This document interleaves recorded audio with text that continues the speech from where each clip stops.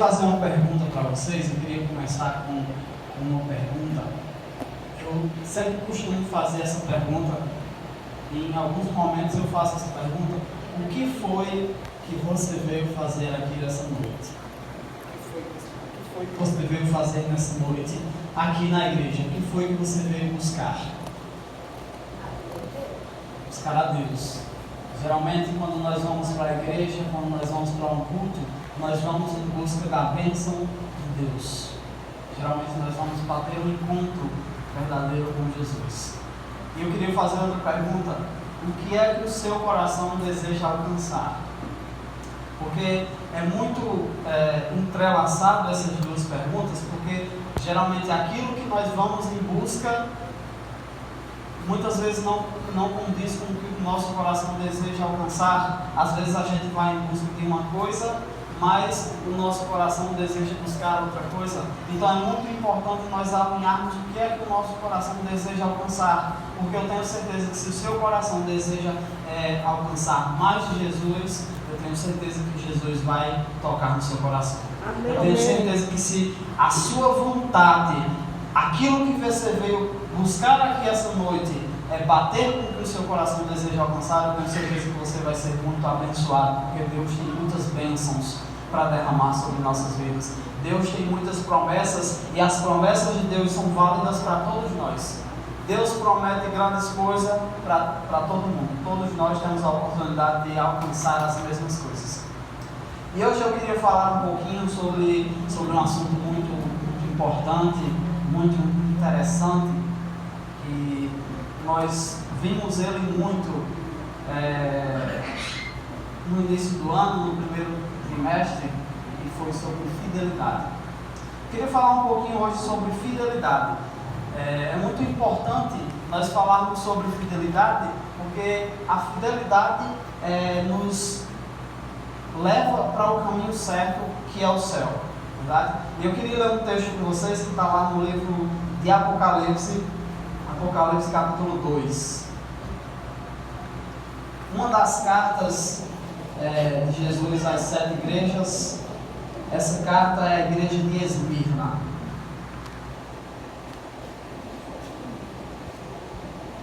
Quando vocês encontrarem, vocês digam amém para nós orarmos. Amém. Todos encontraram? Apocalipse capítulo 2.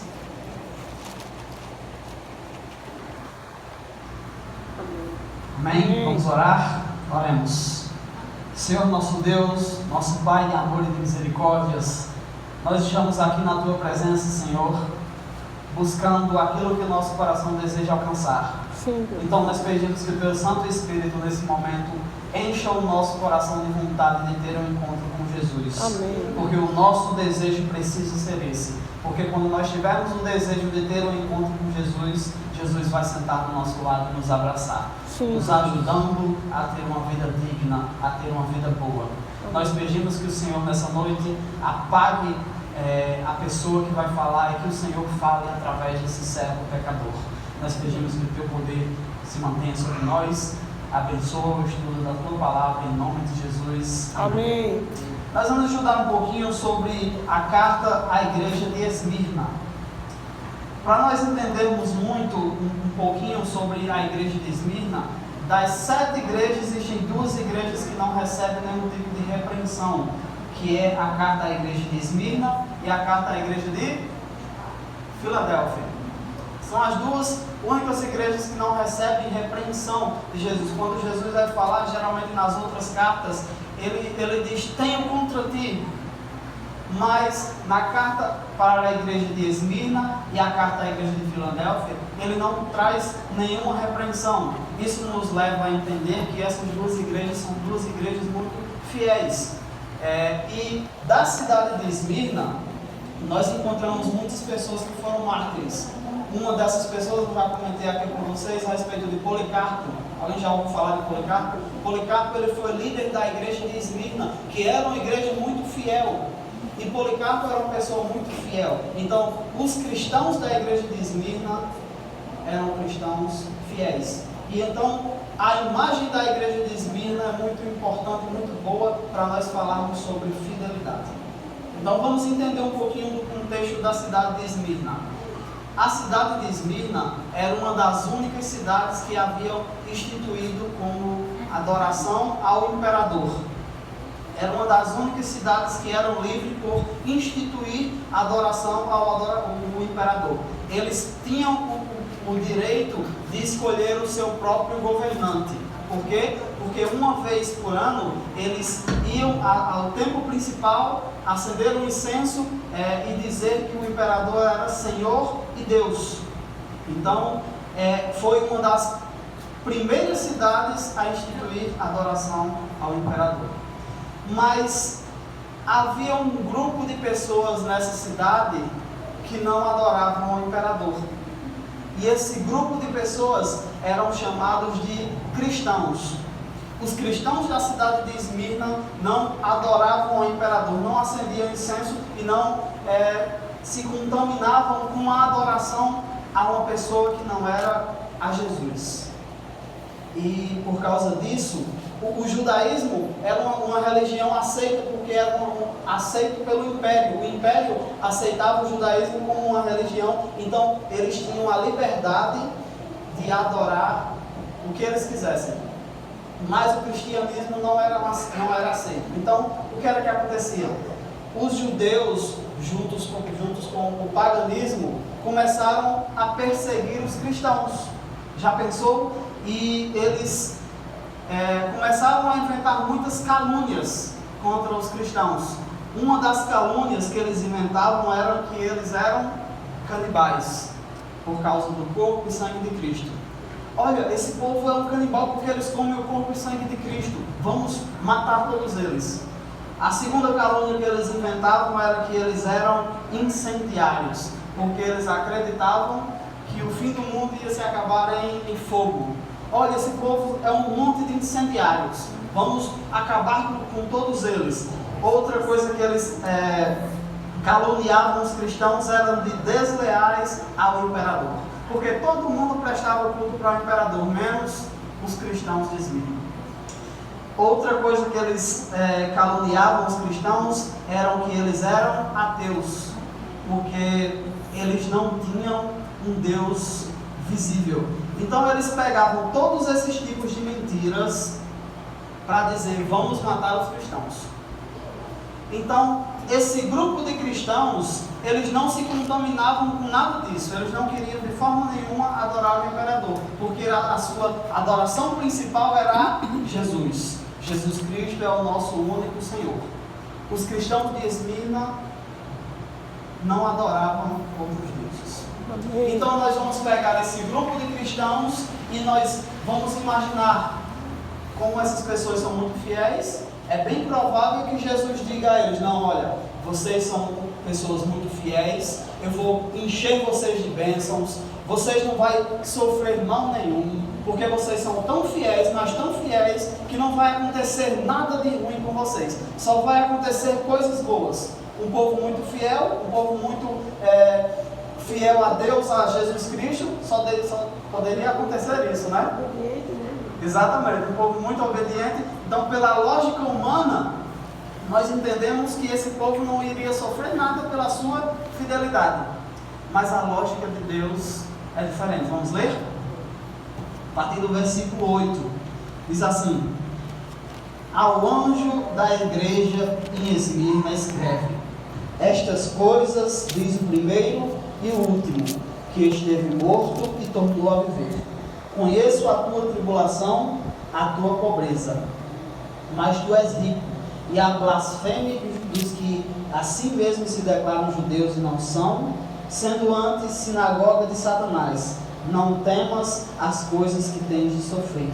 Eis que o diabo está para lançar em prisão algum dentre vós, para serdes postos à prova.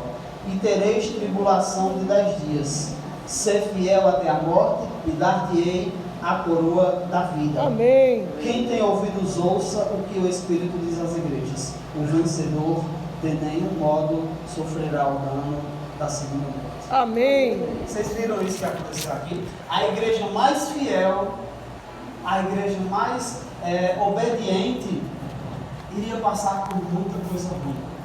eu queria comentar com vocês um pouquinho sobre as coisas ruins que a igreja iria passar. Primeiro, ele disse que a igreja ia passar por pobreza. Depois disse que a igreja vai passar por blasfêmia, sofrimento, prisão, prova, tribulação e morte.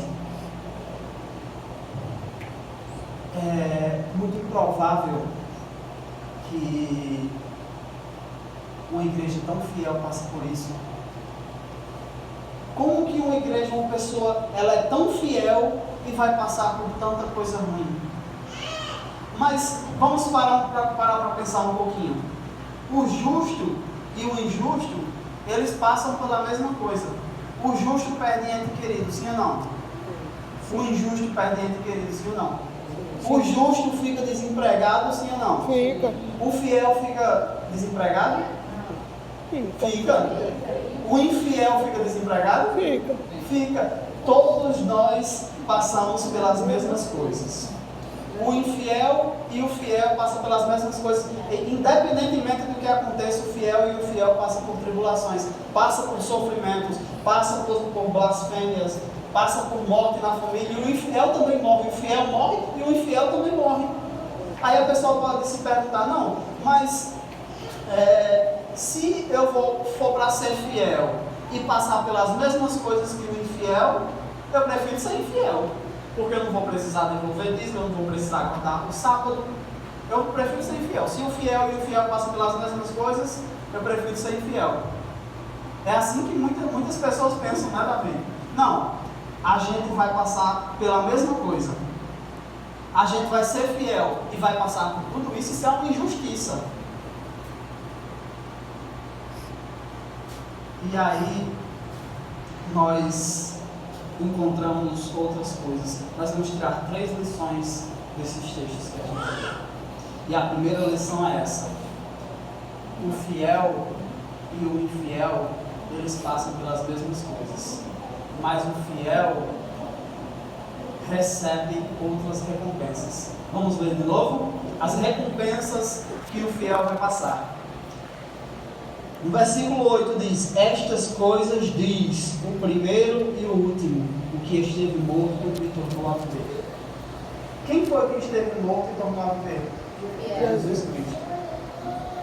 Então, quando o fiel está passando por alguma tribulação, Jesus Cristo que vem nos dizer: não temas. Jesus Cristo que vem nos dizer: não se preocupe que eu vou estar do seu lado. Jesus Cristo, ele não manda recado. Ele vem, ele mesmo nos acalentar, nos acolher nos seus braços.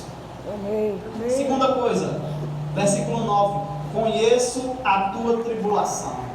Olha aí, que Jesus maravilhoso.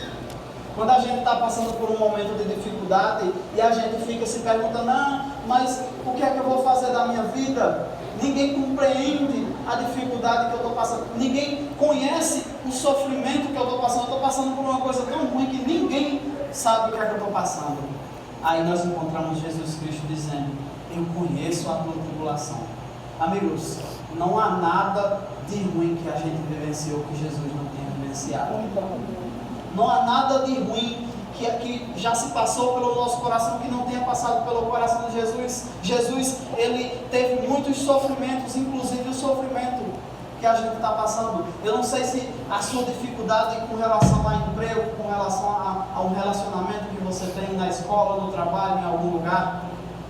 Mas Jesus, ele conhece o nosso sofrimento, ele conhece a nossa dor. Talvez a nossa dor seja por alguém que foi morar longe e a gente não sabe o que é que essa pessoa está vivenciando. Minha mãe e meu pai moram lá na Paraíba, 235 quilômetros. Eu não sei como é que eles estão agora nesse momento. Talvez a dor de algum que esteja aqui seja porque está difícil conseguir um emprego sendo fiel a Deus na guarda do sábado. Talvez a dor de algum aqui seja porque quer que algum parente venha para a igreja e essa pessoa vive no mundo fazendo coisa errada. Eu já fui uma pessoa perdida, mas graças ao Senhor Jesus eu estou aqui. E a dor da minha mãe era porque eu estava no mundo fazendo coisa errada. Mas Jesus chega e diz: olha, eu conheço a tua dor, eu sei o que você está passando. Amém. Não há nada melhor do que um conforto com um Deus que Ele vem falar até nós e um Deus que conhece o nosso sofrimento. Porque quem conhece o nosso sofrimento sabe exatamente o que nós estamos passando.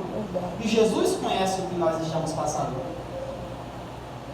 Terceira coisa, não temas. Esse Jesus que vem dizendo: olha, eu conheço a tua tribulação e eu digo a você, não temas, porque no final você vai ser vitorioso. Amém. Não temas, porque eu estou contigo. Não temas, porque eu sou o teu Deus. Não te assombre.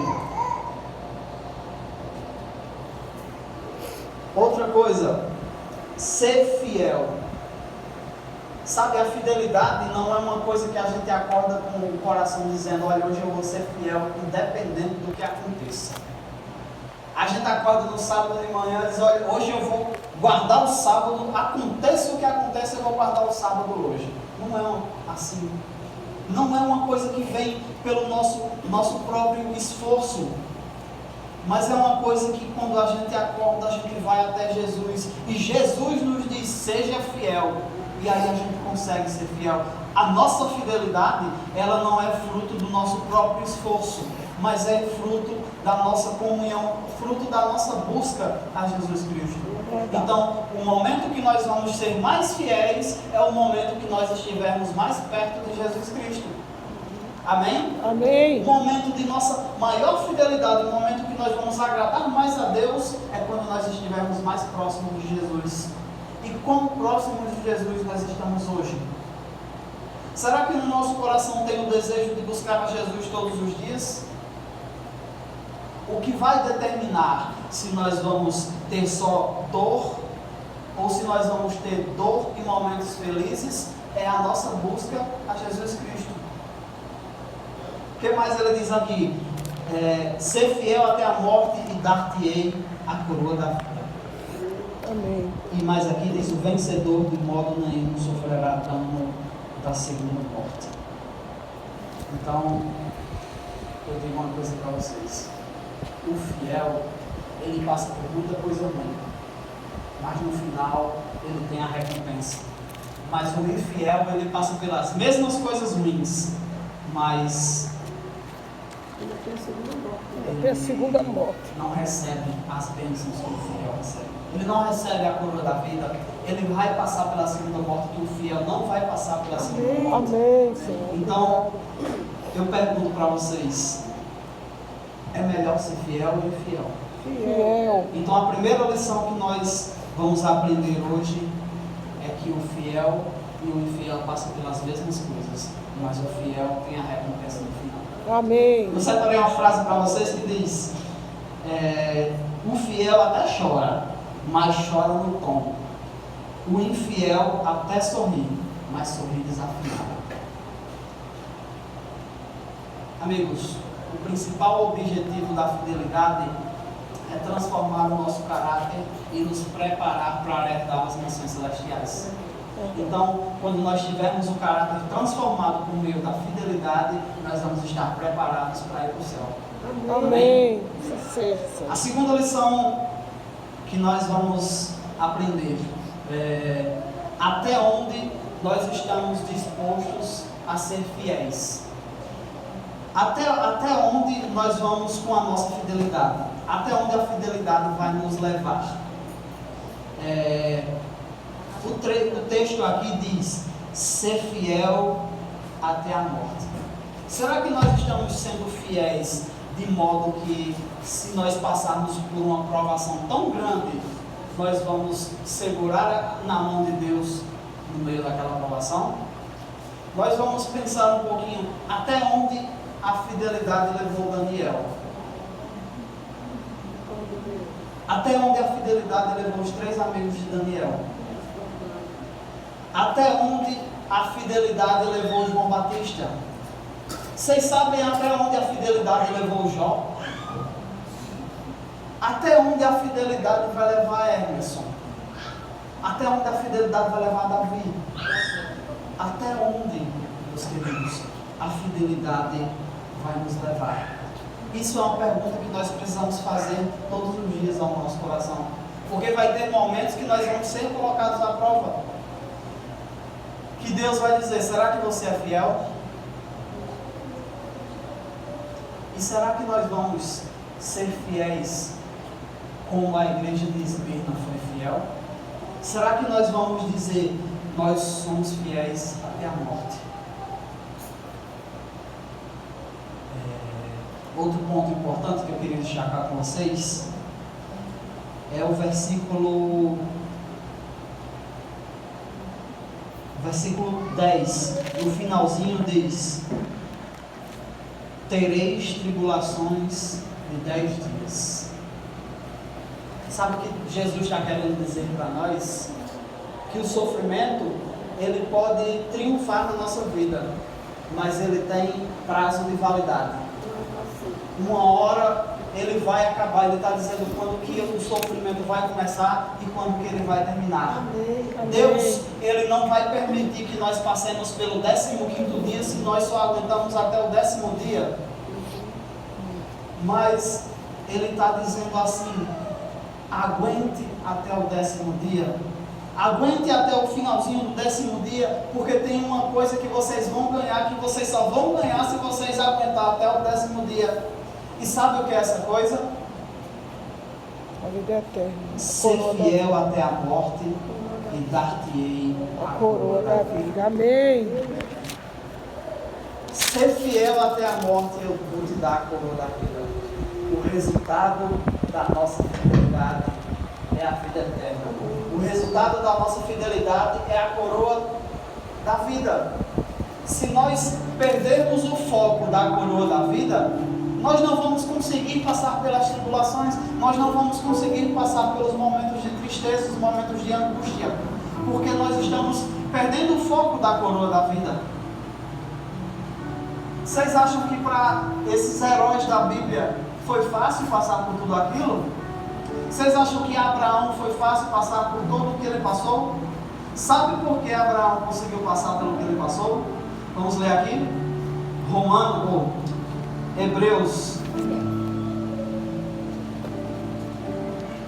Hebreus 11 versículo 10 diz assim: porque aguardava a cidade que tem fundamento, da qual Deus é o arquiteto e edificador. Amém. Sabe por que Abraão conseguiu suportar tudo que ele passou? Porque ele não perdeu o foco da cidade que Deus era o arquiteto. Ele não perdeu o foco da coroa da vida eterna. Ele sabia que se ele passasse por tudo que ele passou, sendo fiel, sem perder o foco da coroa, no final ele iria receber a recompensa. E nós, será que nós estamos perdendo o foco da coroa? Por que será que Moisés, ele conseguiu passar por tudo aquilo, um bocado de gente chata querendo apedrejar ele? Por que será que ele conseguiu passar por tudo aquilo? Versículo 26 diz: portanto, considerou o opróbrio de Cristo por maiores riquezas do que os tesouros do Egito, porque contemplava o galardão. Moisés conseguiu passar por tudo aquilo que ele passou, porque ele contemplava o galardão, porque ele almejava a recompensa final, e a recompensa final que Moisés queria era a coroa da vida eterna. Por isso que Moisés foi fiel a Deus, por isso que Noé foi fiel a Deus, por isso que Abraão foi fiel a Deus, porque todos eles tinham uma mesma coisa em comum: eles não perderam de vista a coroa da vida eterna. Amém. E será que nós estamos com os olhos fitados na coroa da vida eterna? Será que nós acordamos todos os dias com o pensamento: hoje eu vou buscar a estrelinha para a minha coroa ficar mais bonita? Será que nós estamos buscando a coroa da vida eterna? Eu já contei uma historinha aqui para vocês, mas essa história ela me emocionou tanto que eu vou contar mais uma vez. O imperador romano, certa vez, descobriu que 40 soldados, vocês lembram dessa história, né? 40 soldados havia se convertido ao cristianismo. E era inaceitável isso no Império Romano. E ele mandou um grupo forte de soldados até lá, um comandante principal, montaram uma tenda, acharam esses 40 soldados e disseram: olha, mande eles para um trechozinho lá da Armênia e vocês vão matar eles lá. A forma que eles iriam morrer era congelados, num lago congelado. E quando encontraram os 40 soldados, mandaram os 40 soldados para dentro do lago congelado. E o comandante, antes de entrar na tenda, disse: olha, vocês vão ficar aí dentro, mas vocês podem sair daí a hora que vocês quiserem. É só vocês rejeitarem Jesus Cristo. E o comandante foi para a tenda conversar com algumas pessoas, e no decorrer do tempo, o tempo foi passando, eles já estavam congelando, e eles ficavam cantando: 40 homens por Jesus Cristo lutando, pedindo dele a vitória e a coroa desejando. 40 homens por Jesus Cristo lutando, pedindo dele a vitória e a coroa desejando. E o comandante dentro da barraca ficou muito encantado com isso. E ele disse para as pessoas que estavam ao redor dele: olha, eu já vi muita gente fiel ao imperador, mas fidelidade que nem desse povo aí eu nunca vi na minha vida. E o imperador, o comandante, se emocionou com isso. Até que em certo momento saiu um dos 40 de dentro do lago congelado e correu desesperado para a tenda do comandante e disse: olha, eu não aguento mais, eu rejeito Jesus Cristo, eu renuncio Jesus Cristo. E o imperador, o comandante, disse: você está rejeitando Jesus, você está rejeitando a coroa, você foi o único que rejeitou a coroa. E ele disse: sim, eu fui o único. E de repente o comandante começou a escutar 39 homens por Jesus Cristo lutando, pedindo dele a vitória e a coroa desejando. E ele rapidamente tirou as suas roupas de comandante, jogou para aquele soldado e disse: olha, pode ficar com minhas roupas que eu vou em busca da coroa que você rejeitou. E o comandante entrou dentro do lago e de repente se ouvia mais uma vez 40 homens por Jesus Cristo lutando, pedindo dele a vitória e a coroa desejando. Sabe o que é que acontece? Que esses 40 homens não perderam de vista o foco, porque eles desejavam a coroa da vida eterna mais do que a sua própria vida. Sabe o que Jesus Cristo está querendo dizer para nós essa noite? Que independentemente da dor que nós estivermos passando, há um galardão para todos nós. Amém. E que se nós estivermos com os olhos fitados nesse galardão, nós vamos herdá-lo. Nós não vamos passar pelo dano da segunda morte. Amém. Nós vamos ser vitoriosos, porque é esse o desejo de Jesus Cristo para a nossa vida. Amém. Quem deseja estar com os olhos fitados na coroa da vida eterna, fique de pé nesse momento. O céu vai estar notando aquelas pessoas que estão direcionadas, com os olhos direcionados para a coroa da vida eterna. Nós vamos ter uma música agora. Você possa meditar na letra dessa música.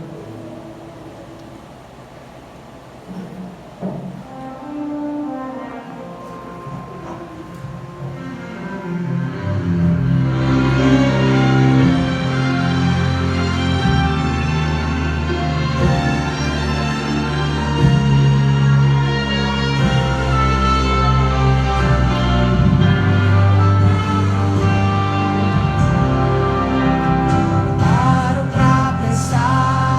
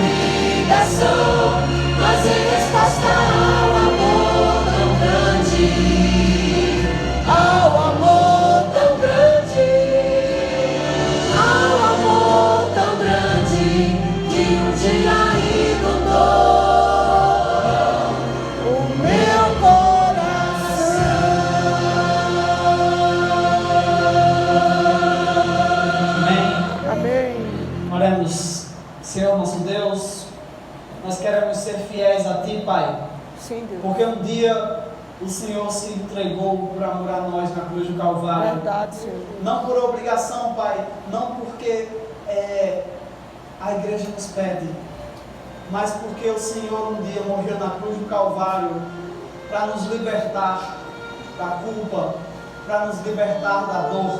Sim, E Deus. esse sacrifício, Pai, que o Senhor fez por nós é tão grande que nós o reconhecemos com gratidão, com Amém. fidelidade e demonstrando amor também. Nós louvamos ao Teu santo nome, Pai, porque Tu és digno de todo louvor, de toda a nossa adoração. Nós queremos adorá-lo não somente em louvores, mas em gratidão, em fidelidade, Amém. em entrega. Nós queremos nos entregar a Ti nesse momento, Pai. Nós queremos pedir que o Senhor coloque no nosso coração o desejo de nos entregarmos a Ti todos os dias. Sim, O Deus. desejo de acordarmos buscando a Jesus Cristo, para que quando Jesus Cristo dizer ser fiel, nós tenhamos esse desejo no nosso coração em nome de Amém, Jesus. Deus. Amém, Senhor.